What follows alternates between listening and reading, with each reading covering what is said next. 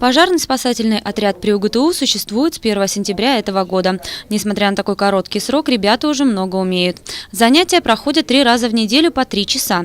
Каждые 2 недели их навыки проверяют на подобных тренировках. Отлично, молодец. Все, Тренировочные выступления всегда включают в себя практическую и теоретическую часть. Начали занятия со спуска с крыши. Альпинистские навыки – это важный фактор при подготовке пожарных. Хочется отметить, что помимо спуска со здания ребята тренируются и в походных условиях. Они нередко выбираются на скалы в Сидью. Еще одно умение, которое отрабатывают студенты – это тушение огня. С этим они тоже справляются на отлично. Самое интересное – это привязывать себя, во-первых. Как привяжешь, так и спустишься. Вот. Спускаться тоже, ощущение полета, тоже это очень прикольное ощущение. То, что ты падаешь и не падаешь. Правильно, надо привязаться. Я один раз неправильно привязалась, повисла. Конечно же, самое главное в работе спасателя – это правильно оказать первую медицинскую помощь до приезда скорой. Набраться опыта в этом направлении участникам отряда помогает тренажер «Максим».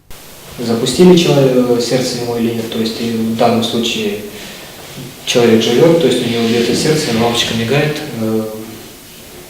показывает, что сердце бьется. Красная лампочка показывает, что дыхательные пути закрыты.